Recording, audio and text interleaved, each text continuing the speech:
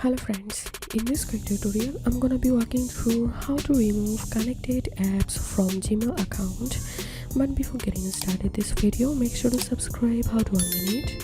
So first of all, open your Gmail and click on this icon and go to manage your Google account. And once you're here, click on security and scroll down, and here you'll find these third-party apps with account access option. So you have to click on manage third-party access, and for example I'm going to delete this UpDrop Plus app from my Gmail account, so I'm going to click on this option and then click on remove access.